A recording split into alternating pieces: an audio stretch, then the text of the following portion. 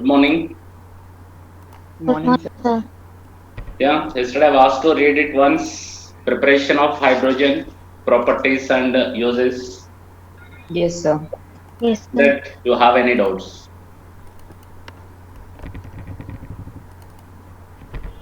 What is meant by coal gasification? What is meant by coal gasification? Preparation of water gas from coal, sir. Preparation of water gas from coal by passing over Passing over steam. steam. Okay, so them has a question: which of the following represents right coal gasification reaction? Okay, and next term, what is a catalyst used in water gas shift reaction? What is the catalyst used in water gas shift reaction? What is water gas I shift reaction? Hmm? And carbon monoxide is treated with what? Steam Water. H2O, right? Yes. And here we can use catalyst Fe2O3 iron chromate. or chromium. Yeah, Iron chromate. yes. And what you are getting? Carbon dioxide plus what? H2. This is called as what? Water gas shift reaction. Okay. Yeah. Next, so these catalysts are important. And if you next question in this, yeah, mm,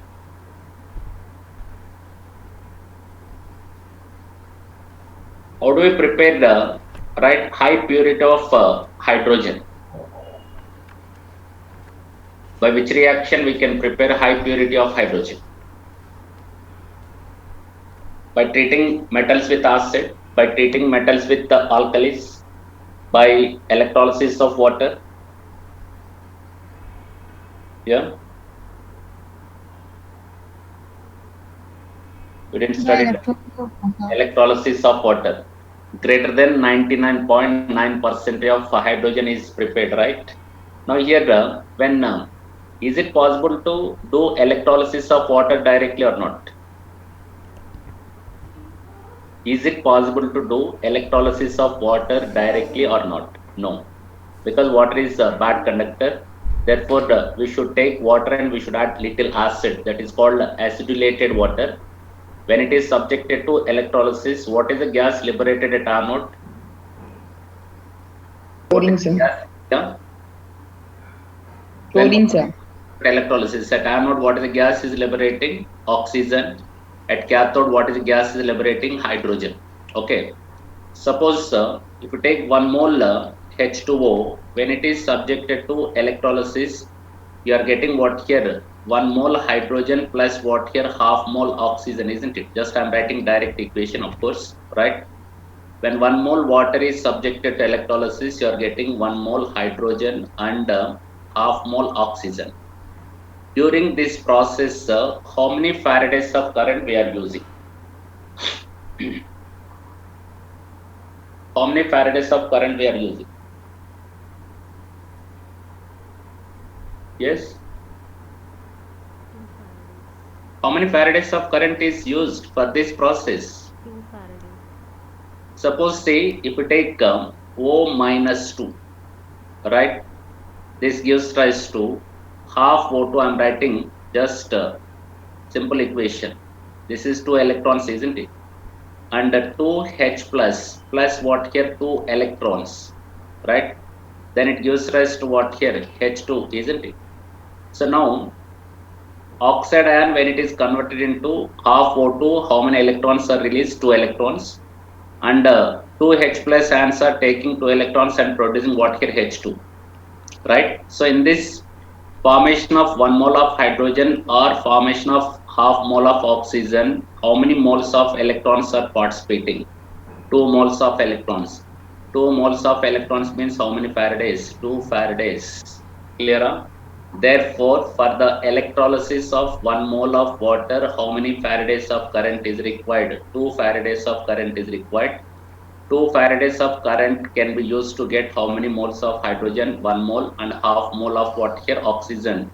In any electrolysis process, if you are getting oxygen at anode and hydrogen at cathode, always you'll get mole ratio 1:2 or volume ratio 1:2. Okay. If you are getting 1 mole oxygen, how many moles of hydrogen will get? 2 moles. Therefore, for the electrolysis of 1 mole of water, how many Faradays of current is required? Always 2 Faradays. Okay, so 2 Faradays of current can liberate how many grams of hydrogen? 2 grams of hydrogen or 22.4 liters of hydrogen or half mole of oxygen or 16 grams of oxygen or 11.2 liters of oxygen. So this is what here electrolysis of water, right? And next, in chemical properties of hydrogen, chemical properties.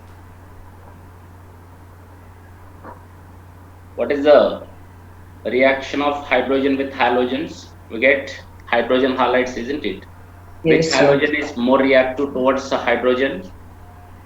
Fluorine. Taurine. Yeah, fluorine, then chlorine, bromine, and iodine, right? And which is reversible in this? Iodine. Iodine, sir. Hydrogen and fluorine, right? These two are reacting even in dark. We get what here? HF, of course, 2 moles. And hydrogen plus chlorine, this reaction takes place in presence of sunlight. We get what here? HCl. But to take H2Br2, this reaction takes place on heating. We get what here? 2HBr. But you take H2 plus I2, this reaction is what here? Reversible. Okay, 2HI. This we know in chemical equilibrium also we discuss. Therefore, as we go from fluorine to iodine, reactivity towards hydrogen decreases. Okay, right. And next, reaction with organic compounds. Reaction with organic compounds. For example, you say, can we convert alkenes into aldehydes? Alkenes into aldehydes. Yes. What is that reaction is called? Carbonylation, or it is also known as what here? Hydroformylation, isn't it? Hydroformylation. This is also called as what here? Oxo process. So what is the reaction actually we have? For example, you see, take alkene, right? You can substitute here H or CH3 or anything. When it is treated with what here? CO plus H2. This is nothing but water gas. So here the water gas is the mixture of what here? CO plus H2. And producer gas is a mixture of what here? CO plus N2, isn't it? These are the two fuel gases, right? In these two, water gas and producer gas, which is having more calorific value? Water gas. Water gas. Why calorific value of producer gas is less? Because in producer gas, nitrogen is present, isn't it? Nitrogen is chemically inert or active? Inert. So because of inertness of nitrogen, producer gas calorific value is less. If you take 1 mole water gas and 1 mole producer gas, when they are burned, which is going to produce more heat? Water gas. So therefore, calorific value of water gas is more than that of what here? Producer gas, right? Next, how do we convert water gas into methyl alcohol? CO plus H2, this is what here? Water gas. When water gas is treated with what here? H2. Okay. What is the catalyst used in this reaction? In the conversion of water gas to methanol, that is important here. Yeah? Cobalt. Catalyst.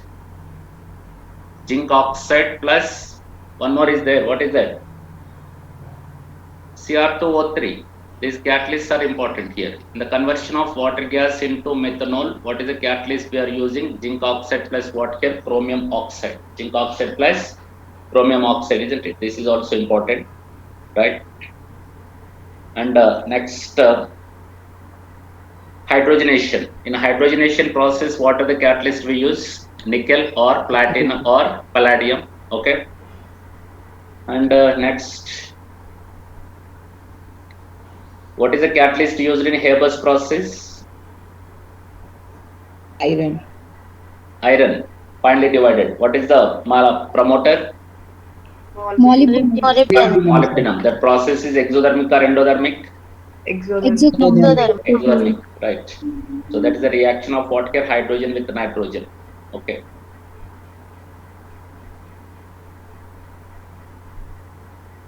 Next,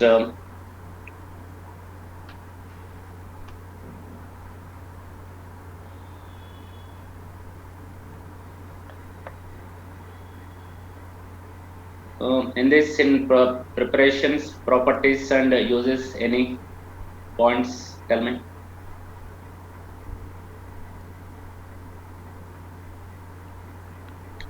Did you have studied all complete term up to at least uses of hydrogen? Hmm? If it is not completed, better once again you read it, please. Because see, this is complete theoretical part, right? Everything you have to remember. And if anything is there to discuss, we'll discuss, right? And next, come to the hydrides. What is meant by hydride? A binary compound of an element with hydrogen is called as what here? Hydride, isn't it? How many types of hydrides we have? 3 types. 3 types. What are they? Ionic hydrides or saline hydrides. Ionic hydrides or saline hydrides. Second one is what here? Covalent or molecular hydrides. Third one is metallic or non-stoichiometric or interstitial hydrides. First one is ionic hydrides or saline. Second one is covalent hydrides or molecular hydrides. Third one is what here? Metallic or non-stoichiometric, or they're also known as what here? Interstitial hydrides. Now, first ionic hydrides. See in this, which elements are forming ionic hydrides, that point is important, and what is the nature, that is important, and next, right, and what is the use of this. Okay, normally ionic hydrides are formed by which elements in periodic table? Which elements in First and periodic? second. Alkali metals and alkaline earth metals. Alkali metals and alkaline earth metals.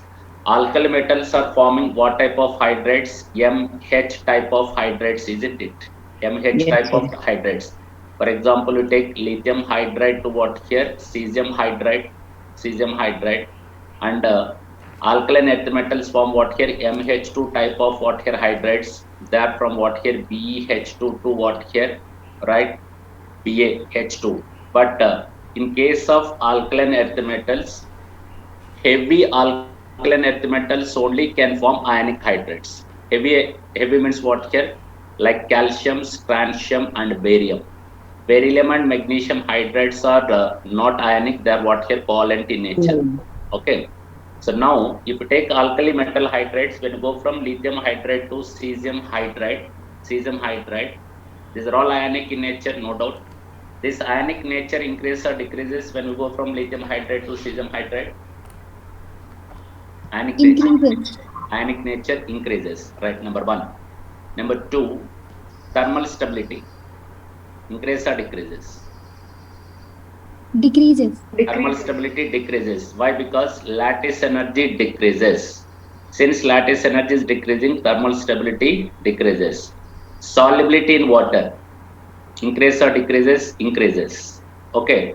Suppose if you take sodium hydride, when it is dissolved in water, right? Normally they produce what here? Their respective hydroxide and liberates which gas here? Hydrogen gas. Therefore, if we take any alkali metal hydride, when it is dissolved in water, the gas liberated is what here? Hydrogen, but not oxygen. Okay.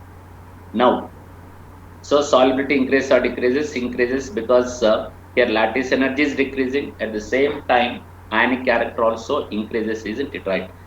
Now, all these hydrides are acting as what here? Reducing agents, right? Lithium hydride, sodium hydride, all are reducing agents. This reducing power, when you go from lithium hydride to cesium hydride, increases or decreases?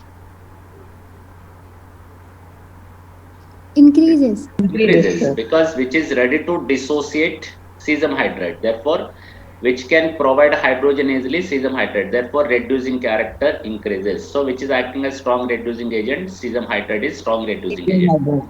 Right. Come to the alkaline earth metal. In case of alkaline earth metals, see beryllium hydride and magnesium hydride, these two are what here, right? Covalent So hydride. actually they are covalent. Predominantly they are covalent, not purely covalent. Predominantly covalent means ionic character is less. So that means when you go from beryllium hydride to barium hydride, ionic character increases. Now in this you see, take calcium hydride. This is one important. This is called as what here, hydrolith. What is this? Hydrolith. Okay. When calcium hydride is dissolved in water, again it produces which gas here? Hydrogen gas, and gives what here? Calcium hydroxide. Suppose if you take fused calcium hydride, when it is subjected to electrolysis, hydrogen gas is liberated at anode or cathode? Anode. At anode. In general, hydrogen gas liberates at what here? Cathode. But exception, when metallic hydrides are subjected to electrolysis, always hydrogen gas is liberated at anode. This is what here exception in case of what here hydrides is it. So now these alkali metal hydrides we can prepare directly from the elements. For example, lithium plus hydrogen we get lithium hydride. Okay. Sodium plus hydrogen we get sodium hydride, etc. Okay, clear? But beryllium hydride and magnesium hydride, they cannot be prepared directly. Okay, so they can be prepared by the reduction of what here? Their respective compounds. For example, you take beryllium chloride, from that we can prepare what here? Beryllium hydride. Okay, except beryllium hydride and magnesium hydride, other alkali metal and alkaline earth metal hydrides can be prepared directly. Clear this one? Yes. Yes. Yes. And this is about what here, right? Saline or next that is also known as what here? Ionic hydrides, isn't it? Clear this one? Next point about this is, see, suppose if you take lithium hydride, for example, lithium hydride you take, and you take lithium metal. This is the respective hydride and this is what here? Metal. If you compare the density of these hydrides, is it less or more than that of its respective metal? Density, my question is, density of alkali metal hydrides, is it less or more than that of its respective metal? More. More. That point is very, very important. The density of ionic hydrides is always greater than that of the metal from which it is obtained. Means density of lithium hydride is more than that of what here? Density of what here? Lithium, isn't it? So because of right formation of what here, right, strong bond between what here? Lithium metal and hydrogen, is it right? Okay, now. And next, this uses of selenide hydrides. Selenide hydrides. For example, lithium hydride. Lithium hydride is used to prepare what here? Reducing agents like lithium aluminum hydride, next sodium borohydride, etc. Okay, these are all acting as what here? Good reducing agents. You know that even in organic chemistry also we have discussed, right? So these are the points about what here? Okay, selenide hydrides or ionic hydrides. Come to the second one, covalent hydrides. Normally, covalent hydrides are formed by which group elements in periodic table? 13th to 17th. 13th to 17th means what? 13th group is nothing but 3A. 17th is nothing but what? 7A. Right? Boron group to next fluorine. 13th group to 17th group, isn't it? Now, what about zero group elements? Do they form hydrides? Do they form hydrides? Zero group elements? No. Zero group elements they cannot. Only they will react with what is fluorine. What is the general formula of hydrides formed by this 13th to 17th group? Yeah. We can write, I think, MHN, right? Or we can also write H8 minus N. 8 minus N. For example, see, you take third group, boron. We can write it as what here? BH3, right? Of course, dimer is B2H6. Aluminum hydride, we can write AlH3. Of course, it exists as what here? Polymeric hydride. Methane, what we write here? CH4, right? So here, how many hydrogens we are taking? 4. This is nothing but what here? Group number. Here in this representation, N is indicating what here? Group number of that central element. What is the central element in right? BH3 Boron. boron. What is the group 3? Therefore, we are writing BH3. And in methane, what is the central element? Central atom? Carbon. Group number 4. Therefore, we are writing. For example, you take NH3, NH3. But NH3 comes under this second category, MH8 minus N. What is the group number of nitrogen? 5 5. 8 minus 5, that is called what here 3. Suppose take H2O, right? So therefore this is also central atom is what here oxygen. Then we can write clear this one. So therefore we can represent molecular hydrates or covalent hydrates with the general formulae of MHN or MH8 minus N. 13th group comma 14th group. These two groups they are forming what here MHN type of hydrates. Next 15th group comma 16th group and 17th group elements are forming MH8 minus N type of what here hydrates. Clear this one? Yes, right? sir. And these covalent hydrates or molecular hydrates are further classified into different types. What are they? Electron precise. Electron precise. Electron precise means, you see, for example, you take methane. In methane, what is the central atom? Carbon. How many electrons are present in the valence shell? 4. All these 4 valence electron used for the formation of what here? It's hydride. Okay. Therefore, it is called as what? Electron precise. What is this? Electron precise. Clear? If all the valence electrons of the central atom are used in the formation of what here? Hydrates. They are called as what here? Electron precise. In general, 14th group elements are forming electron precise hydrates. Clear? Next, electron deficient. Electron deficient. In this, see, electron deficient. Normally, electron deficient hydrates are formed by which group? Tell me. Third A. Yeah, third A. Suppose say you take B2H6. B2H6 is the dimer of work. Actually, BH3 normally exists in the form of what here? B2H6, right? Already you know B2H6 is what here? Electron deficient. Why? Because what is the central atom here? Boron. But number of valence electrons in the central atom are less than that of what? Bond formed by the central atom. These are called as what here? Electron deficient hydrates. In general, electron deficient hydrates are formed by third group elements, is right? Therefore, they are acting as Lewis acids or Lewis bases. Lewis acids. We can take aluminum hydride. Aluminum hydride always exists as what here? Polymeric hydride, isn't it? We can take AlH3 taken n times, right? So since these are electron deficient, they act as what here? Lewis acids, because they accept electrons, is right? Next, electron rich. Electron rich. For example, you take NH3.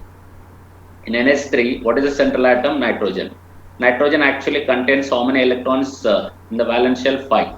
But it is using only 3 electrons for the formation of what here? Bonds. But extra how many electrons it is having? 2 electrons. These are called as what here? Electron rich. Means what? The valence electrons on the central atom, if they are more than that of number of bonds formed by that central atom, then it is called as what here? Electron rich hydrates. Okay. 15th group, 16th group and 17th group elements are forming electron rich hydrates, right? For example, ammonia, you can take it as what here? Water. Even you can take it as what here? HF, etc. Okay, right? Ammonia is also known as what here? Azane. Is it right? Correct term? Azane. Ammonia is called as what here? Azane. You remember this name. Okay. And water is called as what here? Oxidane. Is it right? And you take H2S. H2S is called as what here? Sulfane. H2S is called as what here? Sulfate. These names are important. Ammonia is called azane. Water is called as what here? Oxidane. H2S is called as what here? Sulfane, etc. So these are all comes under what here? Electron rich hydrates. Electron rich hydrates is right. Now, if you compare the ionic hydrates, means previously you have discussed, these are the molecular hydrates. Which hydrates generally they possess high boiling points? Ionic hydrates or molecular hydrates? If you compare boiling points and melting points of these molecular hydrates with ionic hydrates. Which one possesses more melting points and boiling points? Ionic Poland, hydrates. sir. Ionic hydrates. Boiling points and melting points of ionic hydrates are more because in ionic hydrates, right, oppositely charged ions are held with what has strong electrostatic force of attraction. But whereas in case of molecular hydrates, these molecules are attracted with what here weak van der Waals forces, dipole dipole. For example, ammonia is there, dipole dipole interactions are there. Water, dipole dipole, or even a hydrogen bonding. So therefore, comparatively, boiling points and melting points of molecular hydrates or covalent hydrates are less than that of what here ionic hydrates. Clear on? Right. Therefore, these molecular hydrates are comparatively more volatile or less volatile than ionic hydrates. Yeah, More volatile. more volatile. Do they act as conductors or non-conductors? Non-conductors. But ionic hydrates, they can act as conductors in aqueous state, but not in what here solid state.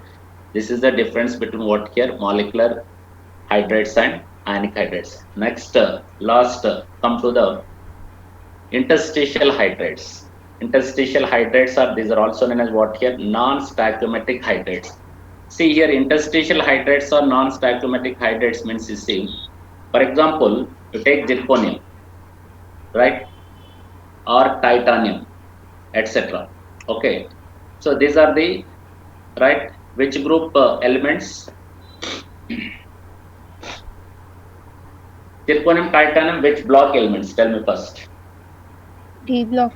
First block. point is here interstitial hydrates or non-stoichiometric hydrates are formed by D block and F block metals. Number one. Number two, if you take zirconium during the formation of crystal lattice means you see the systematic arrangement of what here metal atoms in the three-dimensional space.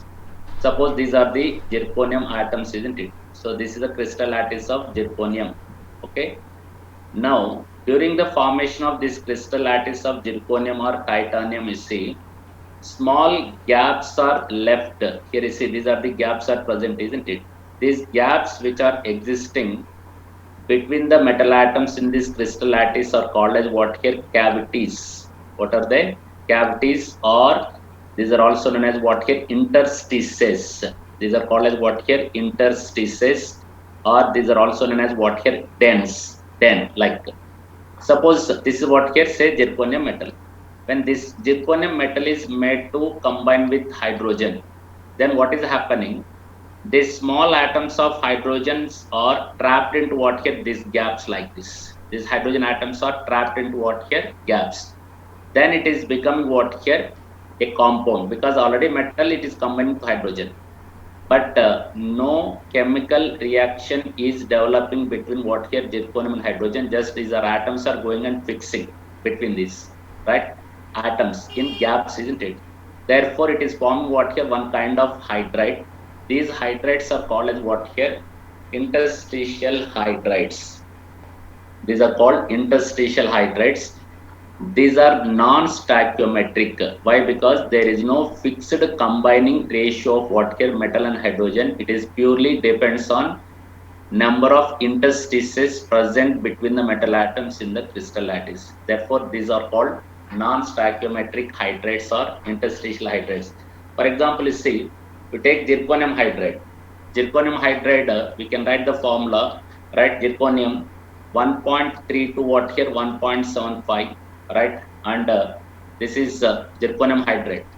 Okay, means zirconium one atom. This is hydrogen is 1.3 to 1.75. Suppose we take titanium hydride. We can write titanium hydride TiH. How many hydrogen atoms here? 1.5 to what here 1.8. Means there is no fixed combining ratio. Okay, so we are getting what here like fractional. How do we decide this one? Based on what here number of interstices, isn't it, right? These are called as what here non-stoichiometric hydrates. So these non-stoichiometric hydrates or interstitial hydrates are formed by D block and F block elements, is it right? Clear? Examples are there in your right material, just you remember the examples. Okay, right. Next, if you compare the density of these interstitial hydrides with the density of metals, do they, right? Their densities are more or less than that of metals. Less than. Less than. This point is very, very important. In case of ionic hydrides, the density of hydride is more than that of metal from which it is obtained. But in case of interstitial hydride, the density of hydride is less than that of what here the parent metal. This is because of what? Tell me the reason. See, when these hydrogen atoms are going and sitting in these gaps, isn't it? So that what is happening? The volume means the size of the crystal lattice is expanding. So therefore, volume is increasing. When the volume is increasing, then density is decreasing or increasing? Decreasing. So this is the reason. This point is very, very important. Is it right? Clear up? So this is the difference between what here? Ionic hydrides, covalent hydrides, and interstitial hydrides. Whatever the examples are there in this, just to remember the examples. So this is about what here? Hydrides. Okay. And next, come to the next point is water. So this is a well-known substance, right? Without this substance, we cannot lead our daily life also. Okay, right? So in this water, first, let us see the structure here. What is the central atom in water? Central atom in water. Oxygen. Yeah, oxygen. And what is the electronic configuration of oxygen here? Electronic configuration 1s2, right? 2s2. This is 2px2, 2py1, and 2pz1. Okay. But when it is combining with two hydrogens, it is using what here? 1 s orbital and 3 p orbitals in hybridization and undergoing what? First hybridization. But actually, so this oxygen required how many half-filled orbitals? 2. It has 2 half-filled orbitals, isn't it? Py and pz. Then what is the need of using hybrid orbitals? Why can't it uses directly pure orbitals? What is the reason?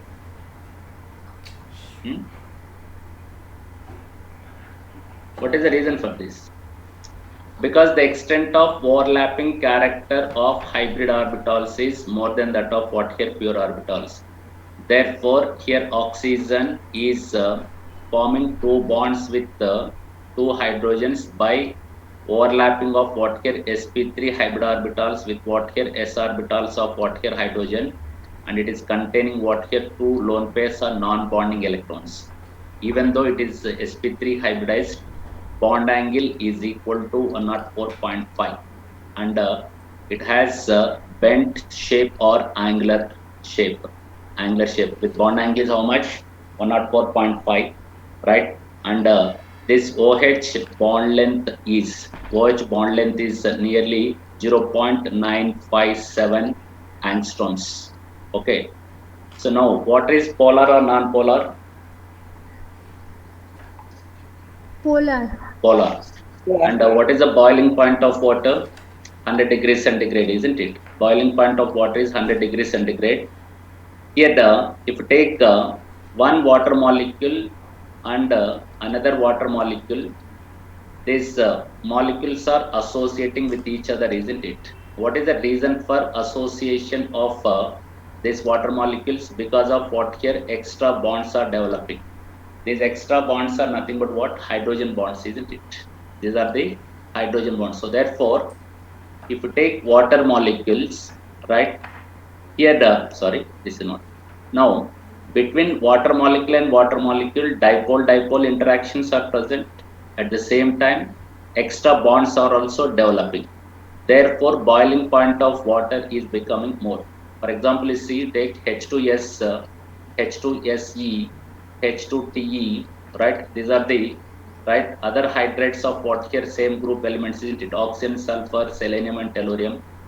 But as we go from water to H2TE, boiling point should increase because of increasing the molecular weight.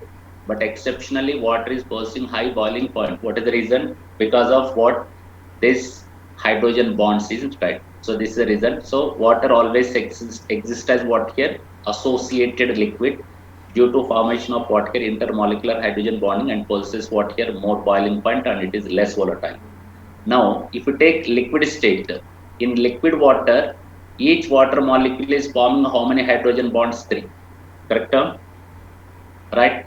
And you take ice, in ice, each water molecule is forming how many hydrogen bonds here? 4. We can show like this. This is what here? OH. This is what here? OH. Right? And this is what here? Hydrogen bond. This is what here? Hydrogen bond. And this is what here? Hydrogen bond, and like this. Okay. Therefore, you see, other water molecules are kept like this. This is one water molecule. This is one water molecule. This is one. Right? So, because of formation of more number of hydrogen bonds, you see, between water molecule and water molecule, now lots of space, empty spaces is right forming. So because of this reason, the density of ice is becoming less than that of water. Is it clear? If you take a piece of ice and put into the water, does it floats in the water or sinks? Floats. What is the reason? Because density of water is, ice is less than that of water. So because of this, what is the reason here? Because in ice, each water molecule is forming 4 hydrogen bonds. Therefore, these water molecules are kept, right? These are the, say, first water molecule, second, this is third, and this is fourth. This is what your virginal water molecule. So these are kept away from this. So when ice slowly melts, then what is happening? One of the bond is breaking. So therefore, this water molecule is coming close to virginal water molecule. So therefore, density is becoming more or less here more. Now, normally you take water, in liquid water, how many hydrogen bonds are present? 3. Okay. When water is heated to 4 degrees centigrade, its volume decreases or increases? Volume decreases. At what temperature water possesses maximum density? 4 degrees centigrade, isn't it? Because when water is heated to 4 degrees centigrade, volume is decreasing or increasing? Decreasing. Density increases. This is nothing but what here? Anomalous expansion of water. I think you'll study this in physics also, right? Why volume is decreasing? You see, this is the water molecule, right? And here these are what here? Hydrogen bonds. This is one hydrogen bond. This is one hydrogen. This is one hydrogen. So here water molecule is there. Another water molecule is there. Here also water molecule. When these bonds are breaking, then these water molecules are coming close to each other. Okay, so that what is happening? Density is increasing or decreasing? Increasing, and volume decrease. But beyond 4 degrees centigrade, further when it is heated, kinetic energy increases. Therefore, molecules are trying to move away. Therefore, volume increase. Clear this one? What is the reason for anomalous expansion of water? This is due to breaking of what here? Hydrogen bonds existing between water molecules, so that water molecules are coming close to each other. Therefore, volume decreases and density is increasing. Clearer? So this is about what here? Structure of water. Right? In the next class, we'll discuss some properties of water and types of water. Right? You know, water and heavy water, 2 different types are there. Okay. And even some differences are there between water and heavy water, like dielectric constant, boiling points, melting points, freezing point. All of these are there that we'll discuss in the next class. Okay. So if it is possible, you just read it up to this water and its properties. Okay. Yes, sir. Right. And after reading, once you start doing that material, right? And in that material, if you get any doubts, you can just note it down. We'll discuss in the class. Right. Thank you, sir. Right.